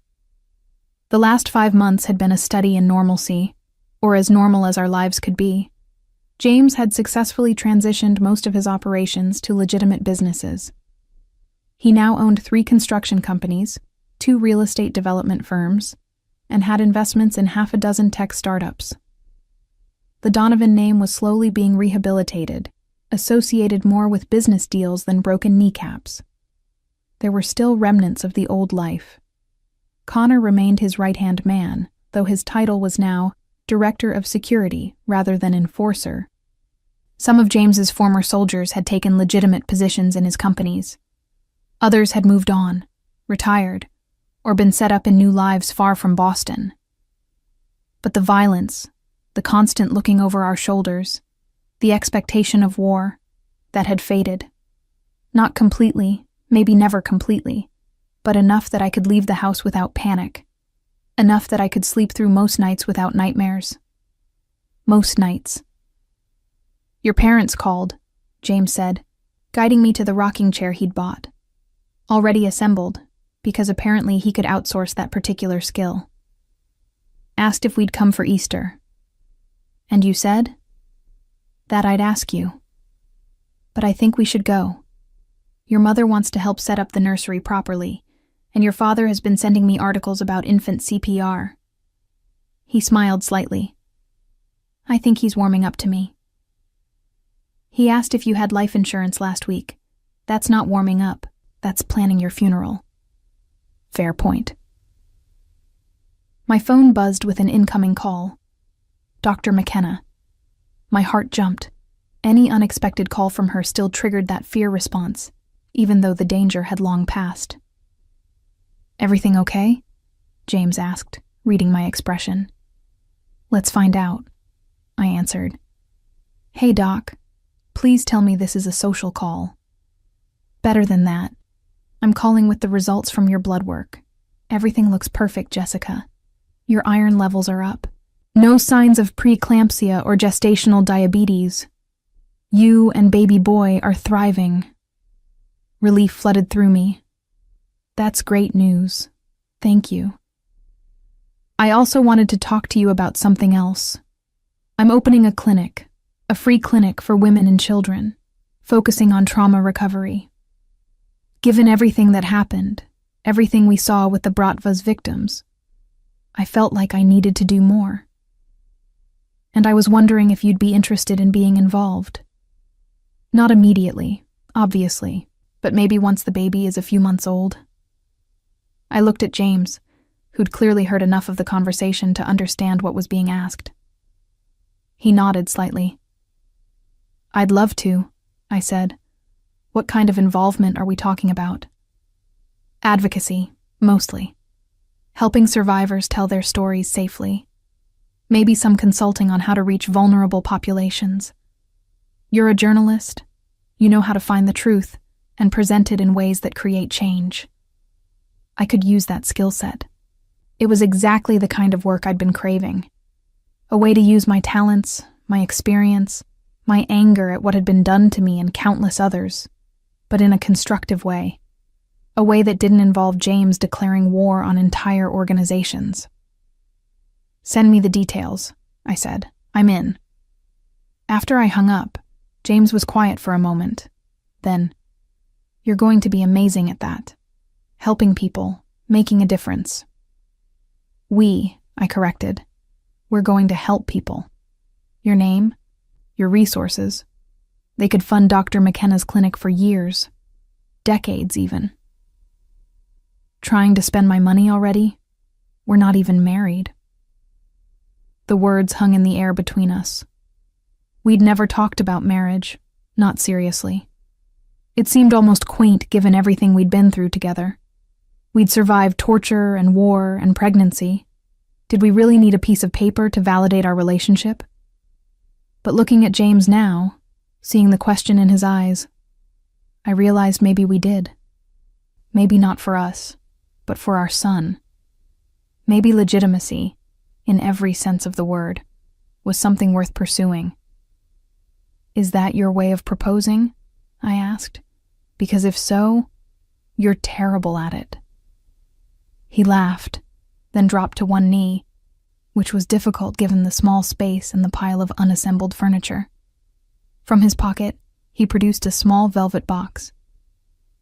Jessica Turner, you are the most stubborn, reckless, brilliant woman I've ever met. You walked into my life and turned it completely upside down. You made me want to be better, to build something good instead of just protecting what I'd taken. And now you're giving me a son, a chance to be the kind of father I never had. He opened the box, revealing a ring that was somehow both elegant and understated. Will you marry me? Will you let me spend the rest of my life trying to be worthy of you? I was crying again. Damn hormones. But these were happy tears. Yes. Of course, yes, you ridiculous man. He slid the ring onto my finger, then struggled back to his feet, pulling me into a kiss that tasted of salt and laughter and the future we were building together. When? I asked when we broke apart. Whenever you want. Tomorrow, next year, whenever. I'm not going anywhere. After the baby, I decided. I'm not waddling down the aisle 7 months pregnant, but maybe next summer? Something small, just family and close friends. Perfect. He rested his hand on my belly, and right on cue, our son kicked. Hard. He approves. He's going to be a terror, I predicted.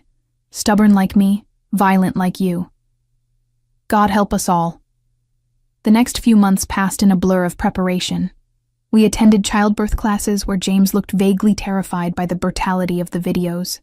We interviewed pediatricians, bought ridiculous amounts of baby clothes, and argued about names with the intensity of people negotiating international treaties. Not James Jr., I said firmly during one particularly heated debate. He needs his own identity. Fine. What about Michael? After my grandfather, the one who built the cabin. I considered it. Michael Donovan. It had a good sound to it, strong without being aggressive. Michael Patrick Donovan, I said, adding my father's middle name. A bridge between both our families. James smiled, the expression transforming his face from dangerous to devastating. Perfect. My water broke on a Tuesday afternoon in late April, 3 weeks before my due date. I was in the middle of editing an article for an independent news outlet, my first published piece since returning to journalism, when I felt the unmistakable gush. "James," I called, trying to keep the panic out of my voice. "It's time." What followed was controlled chaos. James, normally so calm under pressure, became a nervous wreck. He grabbed the hospital bag we'd packed weeks ago, then grabbed it again, then checked it 3 times to make sure we had everything. Connor drove us to the hospital with the kind of reckless speed that would have gotten anyone else arrested, but the police in Boston had learned to look the other way when it came to Donovan vehicles. The labor lasted 14 hours. 14 hours of pain that made the Bratva's torture seem almost quaint in comparison. But James never left my side, never flinched when I screamed at him or crushed his hand during contractions. He talked me through the worst of it, reminded me to breathe, told me how strong I was even when I felt like I was being torn apart. And then, at 3:47 a.m. on April 23rd, Michael Patrick Donovan entered the world screaming his outrage at the indignity of birth. "He's perfect," James whispered, tears streaming down his face as the nurse placed our son on my chest. "Jessica, look at him. He's perfect." He was. 10 fingers, 10 toes, a shock of dark hair that was pure Donovan, and eyes that would probably turn the same devastating green as his father's. He was tiny and wrinkled and absolutely perfect. "Hello, Michael," I murmured, running my finger along his impossibly soft cheek. "We've been waiting for you." The next few days passed in an exhausted haze. My parents arrived, my mother immediately taking charge with the kind of efficiency that made me grateful for her presence. My father held his grandson with a tenderness I'd rarely seen, and when he looked at James, there was acceptance in his eyes. Not complete trust, not yet, but acceptance. Connor visited, bringing gifts and jokes that made the nurses laugh. Dr. McKenna stopped by to check on both of us, declaring Michael healthy, and me recovering well, despite the difficult labor. And James. James barely left our side, standing guard over his new family with a protectiveness that was both touching and slightly overwhelming. "You need to sleep," I told him on the 3rd day, watching him pace the hospital room while Michael slept peacefully in his bassinet. "I will. Soon." "James, the Bratva is gone. The threats are gone. We're safe." "I know." But he didn't stop pacing. "It's just, I have so much now, so much to lose. You, Michael, this life we're building, and I keep thinking about all the ways it could go wrong." I understood. God, I understood. That fear of losing what you'd fought so hard to gain. It was a constant companion for both of us. "Come here," I said, patting the hospital bed beside me. He came, settling carefully so as not to jostle my still healing body. "Look at him, Jay. Look at what we made." We both turned to watch our son sleep, his tiny chest rising and falling with perfect rhythm. He was so small, so vulnerable, so completely dependent on us. And yet looking at him, I felt stronger than I ever had before. "We're going to mess this up sometimes," I said quietly. "We're going to make mistakes, lose our tempers, probably traumatize him with our overprotectiveness. But we're going to love him." Fiercely. Completely. Without reservation. And that's going to have to be enough. It's more than enough, James murmured. It's everything. We brought Michael home a week later to the Beacon Hill brownstone that had been transformed into a fortress of baby-proofing. The nursery was complete, painted a soft gray blue with clouds on the ceiling, filled with toys and books and everything a baby could possibly need. Connor had installed additional security measures, including cameras with night vision and a monitoring system that would alert us if Michael so much as hiccuped. "This is insane," I said, looking at the security setup. "He's a baby, not the president. He's my baby," James countered. "And I'm not taking chances. You know, someday he's going to want to go to school, to have friends, to live a normal life. We'll worry about that when he's older. For now, he's safe here with us." The first few weeks of parenthood were brutal. Michael had his days and nights confused, which meant neither James nor I slept for more than 2 hours at a stretch. My body was still recovering from the birth, and learning to breastfeed was its own special torture. James tried to help where he could, changing diapers, doing laundry, holding Michael so I could shower. But mostly, we just survived, one day at a time. But there were moments of pure magic, too. The first time Michael smiled, really smiled, not just gas. James nearly cried. The first time he grasped my finger with his tiny hand, I felt my heart expand in ways I hadn't known were possible. And watching James with our son, seeing this dangerous man transformed into a gentle, patient father, made me fall in love with him all over again. 2 months after Michael's birth, we got married. Nothing fancy, nothing public, just a small ceremony in the garden of our Beacon Hill home with our closest family and friends. I wore a simple cream dress that accommodated my still recovering body, and James wore a suit that made him look like the legitimate businessman he was becoming, rather than the mobster he'd been. My father walked me down the makeshift aisle, and when he placed my hand in James's, he whispered, "You take care of my girls, both of them." "With my life," James promised. Connor stood as best man, holding Michael during the ceremony with the kind of natural ease that suggested he'd make a good father himself someday. Dr. McKenna was there, along with a handful of James's former crew who'd become our extended family. It was small and intimate and absolutely perfect. "I love you, Jessica Donovan," James said when it was time for vows, eschewing the traditional words for something more personal. "You saved me, redeemed me, gave me a reason to be more than what I was, and I promise to spend every day for the rest of my life being worthy of that gift." "I love you too," I managed through tears. Happy tears this time. "You're my partner, my protector, my home, and whatever comes next, we face it together." The kiss that sealed our marriage was witnessed by the people who mattered most, and when Michael started crying right at the moment we were declared husband and wife, everyone laughed. It was perfectly imperfect, just like our family. That night, after the guests had left and Michael was finally asleep, James and I stood in the nursery doorway watching our son. "Do you ever think about how different things could have been?" I asked softly.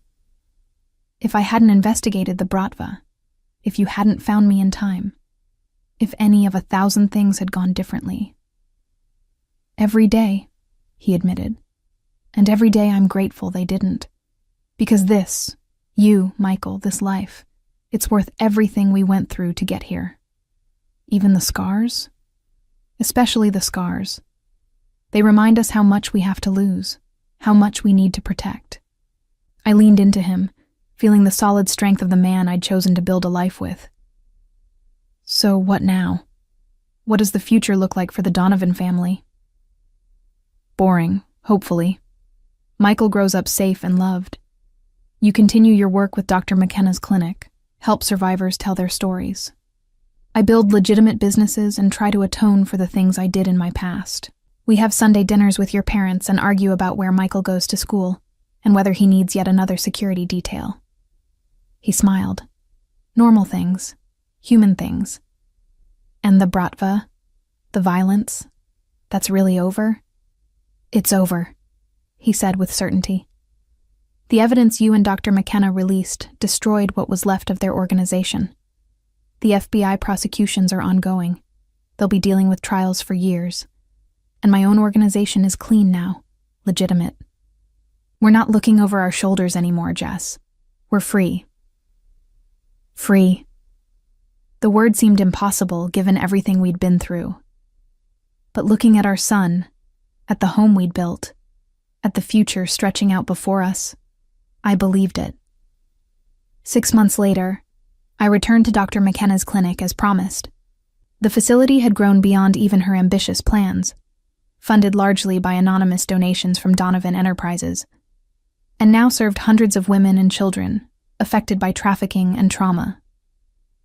I worked part-time, consulting on media strategy and helping survivors navigate the process of telling their stories safely. It was hard work. Every testimony I heard echoed my own experience in that basement, brought back memories I'd tried to bury. But it was also healing, transforming my trauma into purpose, using my pain to help others. It gave meaning to everything I'd suffered. James's transformation was just as remarkable. The man who'd once ruled Boston's underworld through fear and violence now ruled through legitimate business acumen. He'd become a philanthropist, quietly funding programs for at-risk youth, donating to addiction treatment centers, supporting causes that addressed the root problems his former organization had exploited. "You're trying to balance the scales," I told him one night after a particularly long day. "Make up for the things you did before." "Is it working?" he asked, genuine uncertainty in his voice. "I don't know if the scales ever balance completely, but I know you're trying, and I know you're building something good for Michael. That's what matters." Michael himself was thriving. At 9 months old, he was curious and active, crawling everywhere and getting into everything despite our best baby-proofing efforts. He had James's eyes, that devastating green, and my stubbornness. He was going to be trouble, we both knew it. But he was our trouble. Connor had become Uncle Connor, despite no actual blood relation, and took his role seriously. He taught Michael to throw a ball at 6 months old, and was already planning their first fishing trip. Dr. McKenna was Aunt Sarah, checking in regularly and spoiling Michael with educational toys that he mostly tried to eat. We were building a family. Not the traditional kind, not the normal kind, but ours. Forged in blood and violence, yes, but also in love and determination, and the stubborn refusal to let our pasts define our futures. One evening in late autumn, almost exactly a year after James had found me in that basement, we stood on the balcony of our Beacon Hill home. Michael was asleep inside, monitored by cameras and Connor's ever-present vigilance. The city stretched out before us, lights twinkling in the darkness. "Do you regret it?" James asked suddenly. "Choosing this life, choosing me, all of it." I thought about the question seriously, thought about the pain I'd endured, the violence I'd witnessed, the darkness I'd embraced, thought about the journalist I'd been, idealistic, naive, believing in justice and the fundamental goodness of humanity. That Jessica was gone, killed in a Bratva basement and resurrected as something harder, sharper, more pragmatic. I'd never be that innocent again. But I'd gained so much more than I'd lost. "No," I said firmly. "I don't regret a single thing. Because every choice, every terrible moment, every drop of blood, it led me here. To you. To Michael. To this life we're building. And I wouldn't trade that for anything." He pulled me close, and we stood there in the November cold, two damaged people who'd found healing in each other. We'd been through hell and come out the other side. We'd faced monsters, both external and internal, and survived. We'd built an empire not on fear and violence, but on love and determination. And that empire, our family, our future, was worth everything we'd sacrificed to create it. "I love you, Jessica Donovan," James murmured against my hair. "I love you too," I whispered back. "Always." Inside, Michael stirred in his crib, making the small sounds that meant he'd be awake soon. We'd go to him, together, like we did everything now. We'd feed him and change him and rock him back to sleep. We'd protect him with everything we had. Because that's what family did. That's what we did. We'd found each other in the darkest moment of our lives. We'd fought our way through impossible odds. We'd built something beautiful from the wreckage of violence. And we'd never, ever let it go. This was our story, bloody and brutal and imperfectly perfect, a tale of survival and redemption, of love forged in fire and tested by violence. We'd never be normal, never be simple, never be easy. But we'd be together. And that was enough. It was everything. Michael's 5th birthday party was everything a child could want. Bouncy castle, magician, more cake than any human should consume. He ran through the garden with other children from his kindergarten class, his laughter bright and uninhibited. He knew nothing of the violence that had preceded his birth, nothing of the empire his father had dismantled to keep him safe. He was just a boy, happy, loved, protected. I watched from the porch, my hand resting on my swollen belly. Baby number 2, a girl this time, would arrive in 3 months. Michael was thrilled about becoming a big brother, though he'd informed us very seriously that his sister would need to share his toys. Sometimes, but not all the time. James appeared beside me, sliding an arm around my waist. Tired? Exhausted, but happy. I leaned into him. We did good, didn't we? With him? We did great. He pressed a kiss to my temple. And we'll do great with her, too.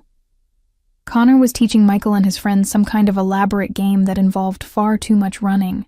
My parents sat with James's mother, who'd emerged from retirement in Ireland to meet her grandchildren, comparing stories and laughing. Dr. McKenna was there too, her clinic now internationally recognized for its work with trafficking survivors. Everything had changed. Everything had healed. The scars remained, they always would. I still had nightmares sometimes, still flinched at unexpected sounds. James still carried the weight of his past, still made donations to causes that addressed the damage his former organization had caused. But we carried those scars together.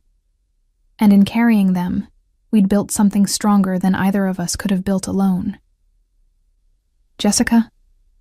James's voice brought me back to the present. "Where'd you go just then?" "Just thinking about how far we've come. How different everything is now." He followed my gaze to Michael, who was now being chased by a gaggle of 5-year-olds, his face split in a wide grin. "He'll never know what it cost to give him this life, this safety." "Good," I said firmly. "That's exactly how it should be. Our darkness doesn't have to become his." "No," James agreed. "It doesn't." We stood there together, watching our son play, feeling our daughter move inside me, surrounded by the family and friends we'd built from nothing. We'd survived the unsurvivable. We'd loved through the unlovable. We'd created life from death, hope from despair, family from chaos. And we'd do it all again in a heartbeat. Because this beautiful, imperfect, hard-won life was worth everything. It was worth the blood, worth the pain, worth the fight. It was worth it all.